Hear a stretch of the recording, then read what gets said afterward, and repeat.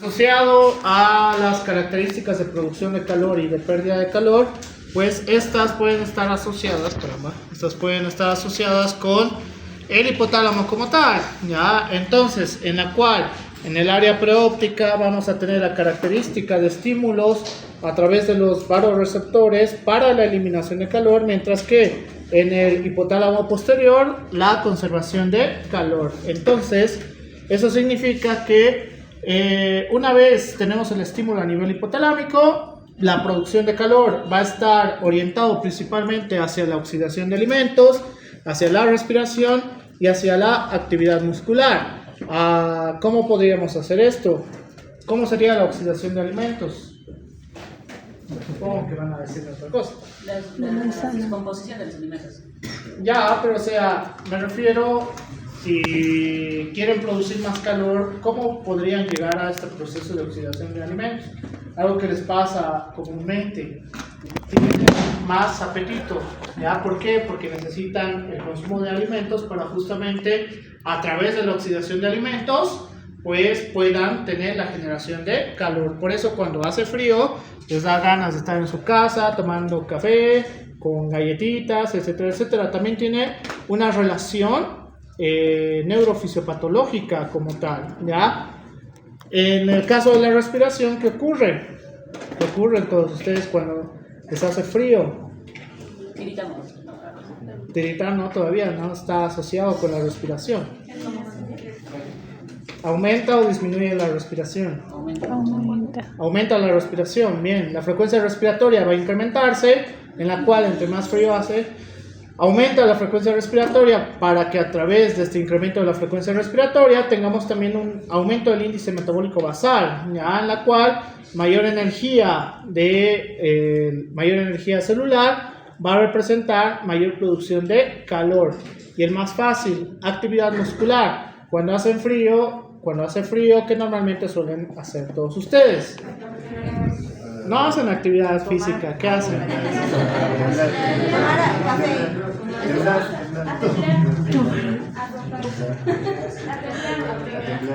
Actividad muscular, algo que comúnmente ustedes iban a realizar, que sería considerada actividad muscular.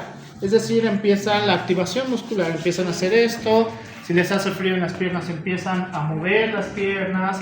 ¿Por qué? Porque la actividad muscular asociado con la actividad celular, pues va a tener la capacidad de mayor generación de temperatura como tal, en la cual finalmente esta va a hacer que tengamos la producción de calor, ¿ya? Entonces, el estímulo en la región hipotalámica posterior, en aumento de producción de calor, aumenta el tono muscular, puede llevarnos a los escalofríos asociado a la formación de tiritona como tal, aumento del ejercicio voluntario, termogénesis no relacionada en el ejercicio. ¿Cómo sería una termogénesis no relacionada con el ejercicio? Hay una. ¿Inflamación? Pero la inflamación sería algo más patológico. Significa que te inflamarías cada que tienes frío. No, eso es diferente. Vapor. Algo más típico. Abrigarse. ¿Por qué? Porque es la parte más fácil de hacer producción de calor. ¿Por qué? Eso ya es recordar la anterior clase. ¿Por qué? Porque la poca generación de calor que tengamos a través de las ondas de radiación de calor van a chocar con la ropa y van a volver hacia nuestro organismo. Eso significa que vamos a tener un aumento de la producción de calor. La pérdida de calor está asociado también a la radiación, a la conducción, a la convección, a la evaporación, que esto ya lo hemos visto como tal. En respuesta al frío, la disminución de la pérdida de calor, pues va a estar la vasoconstricción. Esto ya es más fisiopatológico. La vasoconstricción de la piel, cambios en la postura para reducir el área expuesta. ¿A qué nos referimos con cambios en la postura? Que normalmente les debe ocurrir cuando están en su cama, ¿ya? Cuando les hace frío, ¿qué posición suelen adoptar? ¿Se ponen como Patricia Estrella? No. Fetal. Posición fetal, ¿por qué? Porque la radiación de calor que van a tener a través del contacto de piel a piel es mucho más fácil la conservación de calor, ¿ya? Entonces, esos cambios de posición o cuando están en clase y les está haciendo frío, ¿qué posición adoptan normalmente? Ya, tratar de que los contactos entre su piel sean un poquito más directos, ¿ya? Por eso, reducir la postura para que a través de las ondas de radiación de calor sea mucho más efectivo la conservación de calor es una de las partes fundamentales para la respuesta fisiopatológica como tal. El encorvamiento de los hombros y la ropa de abrigo pues ya está asociado también a la conservación de calor. Lo más esencial, abrigarse, ¿ya? Por ese motivo, si a temperatura ambiente, y supongo que es importante que les diga esto, en el aula estamos en un aumento de la temperatura porque está cerrado, creo, todas las ventanas, que después de unos 15 minutos va a empezar a aumentar la temperatura ambiente. Si esto lo hacen cuando están en clases en la noche y salen directamente, van a tener un cambio abrupto de cambio de la temperatura, ¿ya? Que esto no es lo adecuado. Si salen de una parte demasiado caliente a una temperatura ambiente muy fría, van a hacer que la respuesta hipotalámica sea muy abrupta, por el cual los puede llevar a una vasoconstricción severa. Por este motivo, hacer esas famosas duchas frías, no sé de dónde salió la fama en esto, en la cual dice que para que tengas mayor rendimiento en tu vida y sonceras como tal, tienes que duchar con agua fría, en la cual no es lo adecuado. ¿Por qué? Porque habíamos visto que la conservación de calor mientras están durmiendo es una de las más importantes cuando en todo el uso horario, ¿ya? Mientras que si ustedes van directamente a ducharse con agua fría, eso significa que nos va a llevar a un proceso de vasoconstricción mucho más severo como tal. Dime. ¿Y qué problemas se puede traer la base de la vasoconstricción? Ya, la vasoconstricción significa una disminución del flujo sanguíneo. La disminución del flujo sanguíneo pues va a estar asociado con una disminución de la captación de oxígeno, por el cual eso significa que si te duchas con agua bien fría vas a hacer un proceso de vasoconstricción lo suficiente para tener ¿para tener qué? ¿Ya viste? Cianosis, ¿no? Pérdida de la conciencia o también llamado lipotimia, ya no síncope. Lipotimia, ya, en la cual pues si ustedes están duchando con agua demasiado fría va a llevarlos a la pérdida de la conciencia y lo peor que les puede pasar es que tengan un traumatismo craneoencefálico, ya. Lo cual es sumamente peligroso, no lo recomiendo bajo ningún sustento. No hay un artículo de fisiología o fisiopatología que te diga que ducharte con temperaturas extremas, cualquiera de las dos, así como, no sé, tratas de conservar tu piel con hielo o tratas de asarte como un pollo rostizado, pues ninguno de los dos es lo adecuado, ¿ya? Cuando estimulamos la región hipotalámica anterior para la disminución de la producción de calor, pues vamos a disminuir el tono muscular, la disminución del ejercicio voluntario, sí, asociado a que cuando están durmiendo se sienten mucho más relajados porque hay una disminución del tono muscular y entonces están ahí como Patricia Estrella botados en su cama, ¿no ve? Porque encima hace demasiado calor, ¿ya? Es decir, todo tiene un porqué. Dentro de la fisiología y fisiopatología, todo tiene un porqué. En respuesta al calor, acá vamos a tener la vasodilatación de la piel. Es decir, cuando ustedes van a sitios demasiado calientes o acá en el mismo aula empieza a hacer calor, por eso se ponen rubicundos, ¿ya? ¿Por qué? Porque hay un proceso de vasodilatación en la piel. La sudoración va a ser la más efectiva frente a los procesos de pérdida de calor y la ropa ligera, ¿ya? Es así, por eso empiezan a quitarse la ropa cuando empiezan a hacer demasiado calor.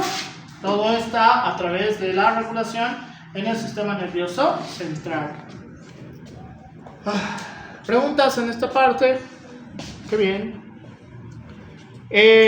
La temperatura hipotalámica va a ser importante. ¿Por qué? Porque si bien en el gaito nos dice que a través del aumento de la temperatura podríamos tener pérdidas de calorías por segundo, pues en teoría es verdad. Pero ¿cuál es la característica de este? Que tendríamos que tener demasiada cantidad de incremento de la temperatura, inclusive llegando a un nivel ya netamente patológico asociado con fiebre, en la cual por este motivo en situaciones de generación de fiebre por infecciones o por todo lo demás que anteriormente habíamos mencionado, pues puedes tener una pérdida de peso como tal, ¿ya? ¿Por qué? Porque este aumento de la temperatura está asociado con un aumento del índice metabólico basal. El aumento del índice metabólico basal se resume en mayor función celular. Esta mayor función celular, como ocurre en las hormonas tiroideas, pues hace que necesite mayor generación de gluconeogénesis, una disminución de la glucólisis, un aumento de la lipólisis, y entonces sí puedes tener una pérdida de peso que normalmente les ha debido ocurrir en aquellas patologías o intervenciones quirúrgicas que han sido un poquito más severas, ¿ya? Por eso pierden peso. Pero, y lo que hoy día le decía a un doc, ya sé por qué no funciona, está desconectado. Lo conectan, por favor.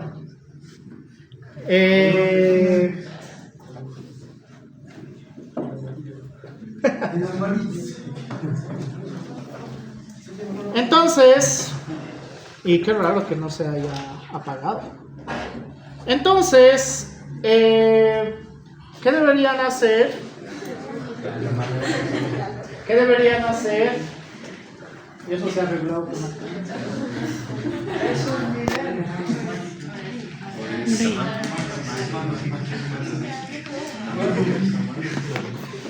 ¿Qué sentido tiene? ¿Por qué colocarlo arruina este lado y sacarlo arruina el otro lado? No tiene sentido. Bueno.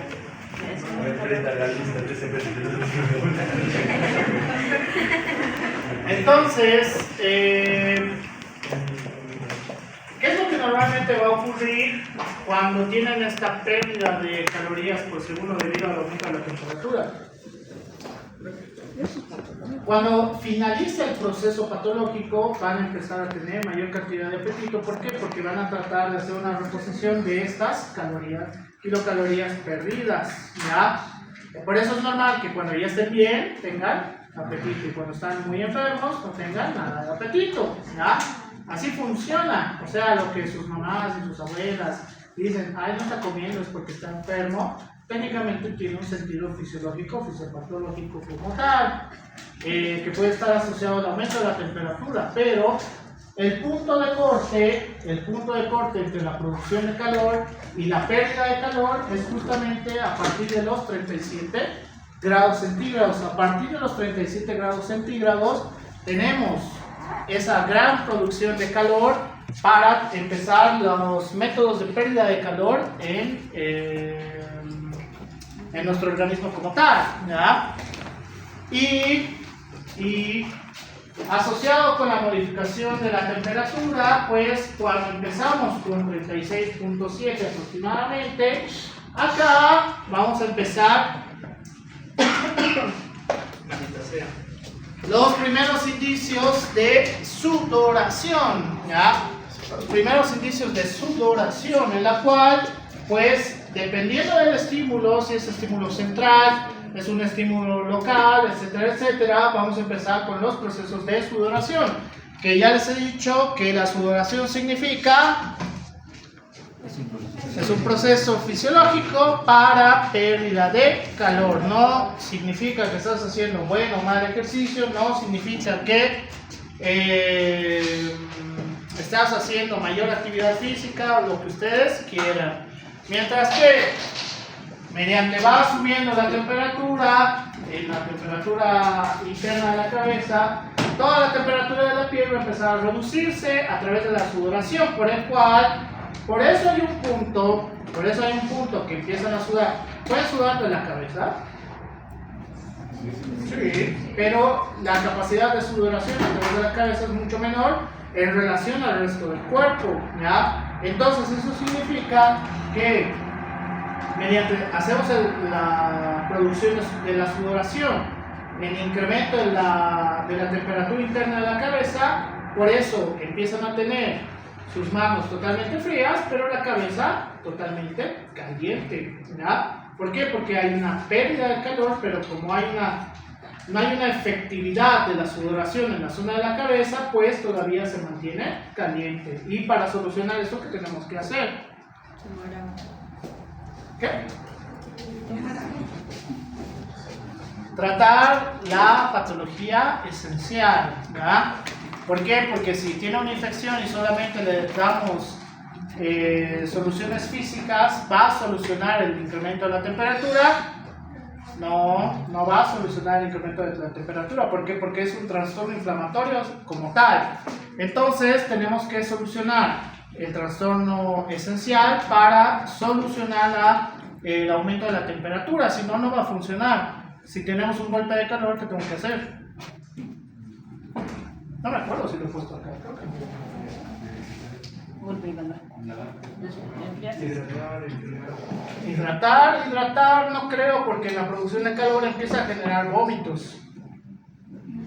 A menos que sea a través de una vía endovenosa. ¿Qué pueden hacer? Equilibrar el ambiente. ¿Qué? Sería equilibrar la temperatura del ambiente. Que si estás en la calle. Equilibras. Número 1, tienes que empezar a ayudar a la liberación de calor.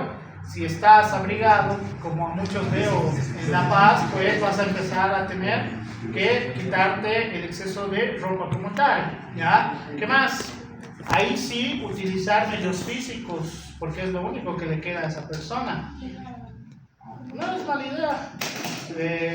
Puedes utilizar hielo, en la cual en zonas asociadas con la mayor capacidad de captación de la temperatura, que era en el abdomen, en la nuca, en la parte frontal y en la parte de las manos, a través de estos puedes hacer una regulación central del estímulo para la producción de calor, ¿ya? O la pérdida de calor en todo caso.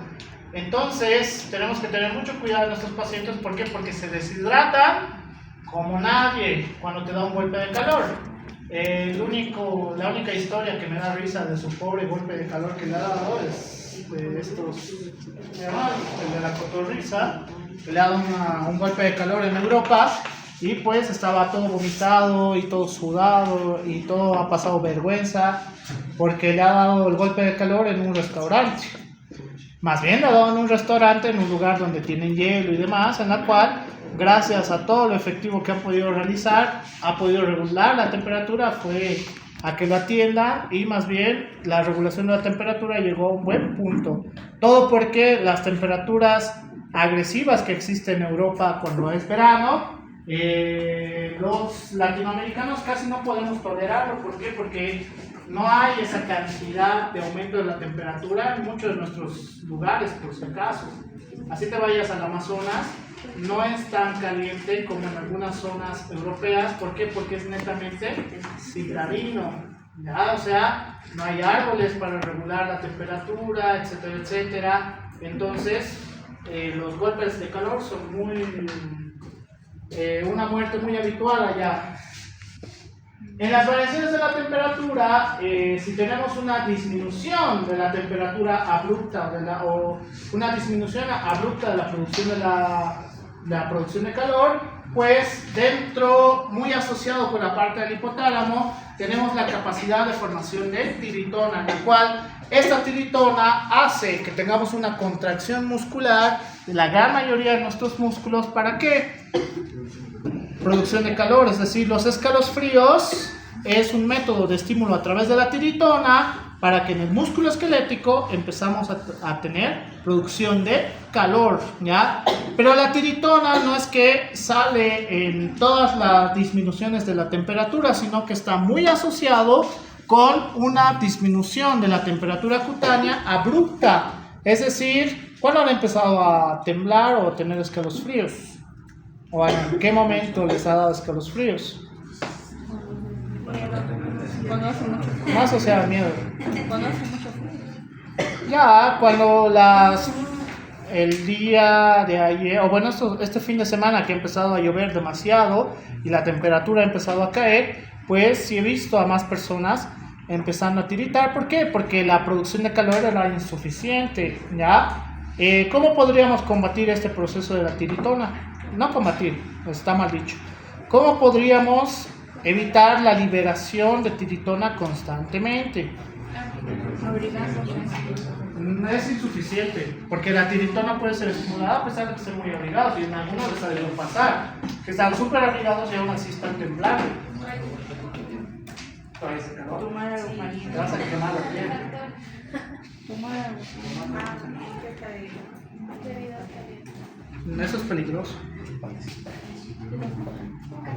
Tomar. Eso les he enseñado en fisiología gastrointestinal, los que han llevado conmigo. Tomar bebidas demasiado calientes o consumir bebidas demasiado frías es dañino para la mucosa gástrica, por si acaso. Eso es esencial. Entonces, si lo haces constantemente cuando está haciendo frío, te estás volviendo un paciente probable para un trastorno de gastritis, ¿ya?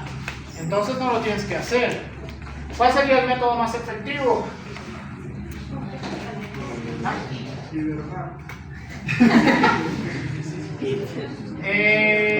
Cuando tienes mayor formación de músculo como tal, masa muscular, la disminución de la temperatura cutánea es menos agresiva y entonces ya no haces el proceso de tiritar tan frecuentemente.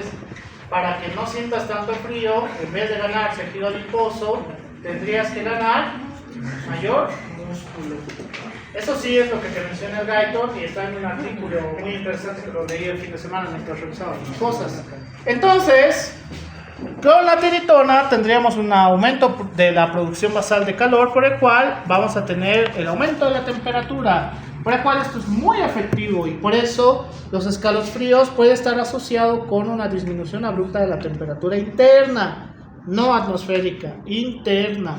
Significa que ustedes, lo más estúpido que siempre veo y normalmente asociado a los varones, que es que porque a la chica que les gusta o su pareja o qué sé yo, dicen, uy, no se trajo su chaqueta, yo te voy a prestar mi chaqueta, y están ahí afuera temblando mientras la otra chica pues está totalmente caliente con su chaqueta, ¿no? Cosa de caballeros. Claro, pero es que si eres más inteligente pues te traes dos chaquetas, ¿o no? Chicos, Siempre llevaba dos.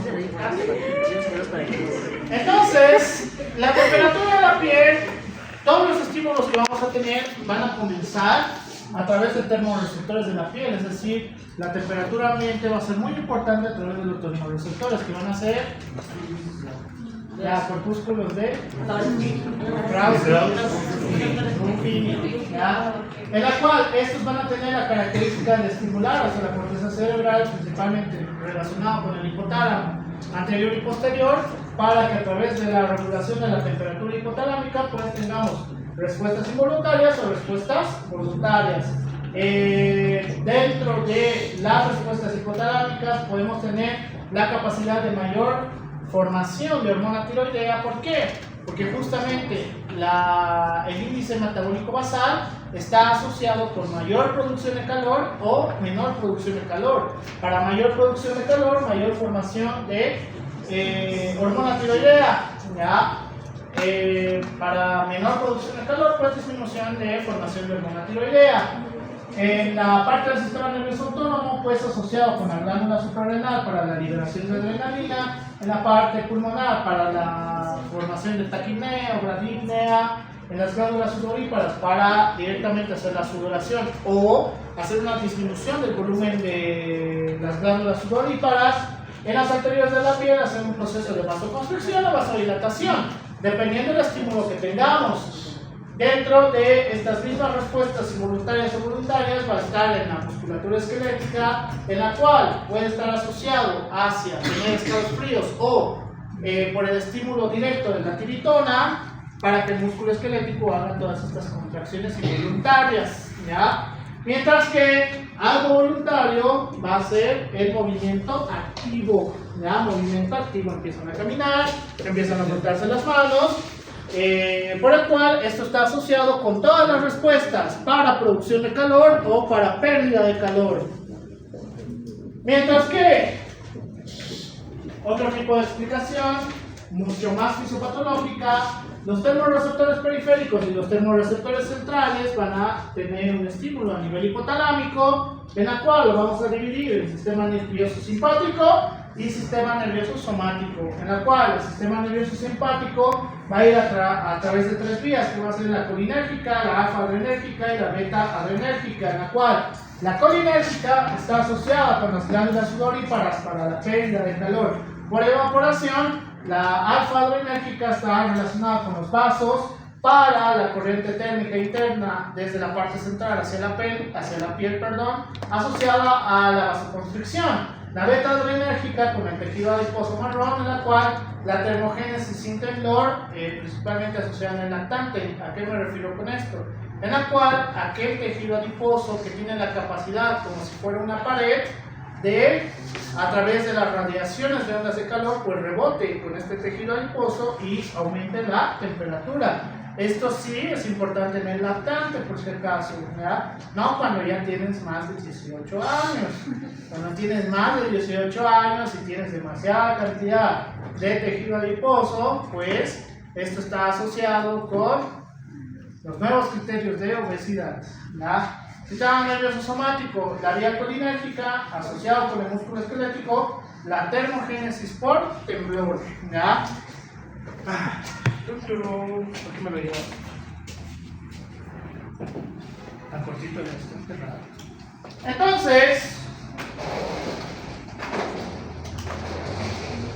Entonces, las infecciones, las toxinas, los procesos inflamatorios, la lesión y las respuestas inmunitarias nos van a llevar a toda la activación inflamatoria de la respuesta inmune innata, humoral, etcétera, etcétera, en la cual, a través de proinflamatorios asociados con citoquinas pirógenas, para la formación de interleucina 1, factor necrosis tumoral alfa, interleucina 6, estas van a tener la capacidad de llevarlo a la circulación para la formación de prostaglandina E2, en la cual esta prostaglandina E2 formada a través del endotelio tiene la capacidad de un sistema antipirético, en la cual esta va a llevarse los neurotransmisores para la formación de AMP cíclico, en la cual esta llega al centro termorregulador del hipotálamo, que en este proceso puede llevarnos a un